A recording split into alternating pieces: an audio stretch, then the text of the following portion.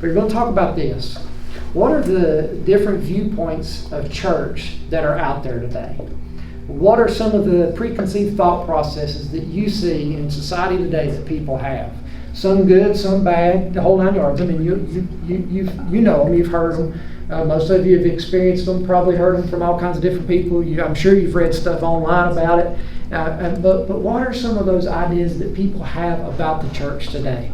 So that's what we're going to spend a little bit of time. Different viewpoints of the church, or what is the different, what's the word he used? Presuppositions? Preconceived thought processes. Preconceived thought processes. My mind immediately went to more like of a negative connotation surrounding it because, like, I mean, obviously we talk about like how a lot of people just have these negative views of Christianity, but I didn't really feel like that was a completely accurate way to like represent people's view on it. I actually think it's probably fair to say that more people are neutral, politicized as of like more recently. First thing pops up, U.S. adults see evangelicals through a political lens.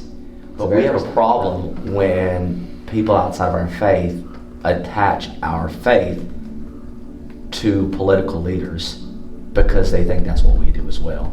Yeah. I don't care what side of the politics it is. It's got to be about Jesus. It can't be about to a place anyone. with a bunch of people that act like me. They're no different than I am, and you're going to make me waste a Sunday or a Wednesday night.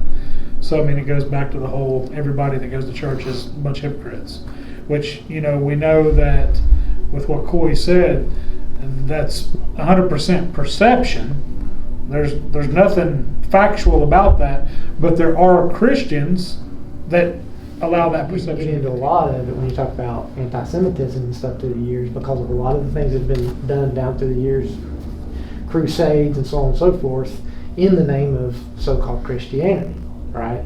And unfortunately, those things create a viewpoint that if you come into a group of believers who are fellowshipping and have a spiritual connection, there's going to be a little bit of an uncomfortable. You're going to feel a little bit like an outsider because you don't have the spiritual connection, right? I mean, but what I would say that we have to guard against is making our connection with the people and our talk and all that kind of stuff be what makes them uncomfortable. We need to let the Spirit make people Thoughts uncomfortable. on the current state of discipleship programs in the church? So I would say no.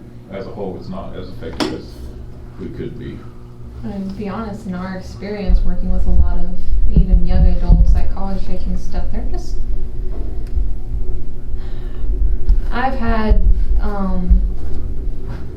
older high schoolers and college age not really know who Goliath was, or things like that. Like they don't know, like even the basics. What we all consider very basic. Yes, and half of them did grow up in church. They just don't know, and So they much were there, less they being didn't able to think. tell others about their faith because they don't even really know what it is. Also, you hear kids and they wouldn't even know anything. They wouldn't know who Jesus is or anything like that, and that's like. Sometimes we get so caught up in the traditions that we've been taught, and we get too far outside of just the regular teaching and what we need to be focused on, and we get into like all these minor. Let those traditions carry so much weight that instead of it being that reminder of like what Scripture tells us, it kind of starts like what Abby's saying, getting over here, and it's more like this is what we've decided it means, and this is how you do it, and it's more about doing it.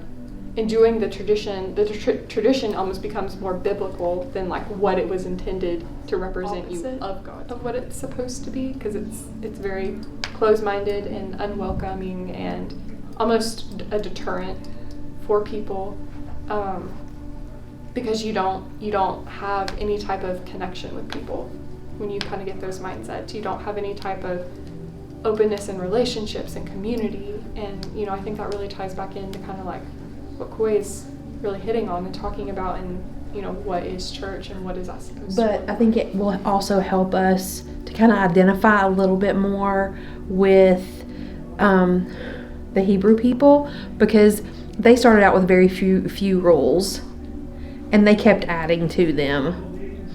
And so when we look back at the Old Testament, we think, oh my goodness, why did they add all these crazy rules? Why did they, God gave them such a simple set. Why did they feel the need to add all of this unnecessary complicated stuff.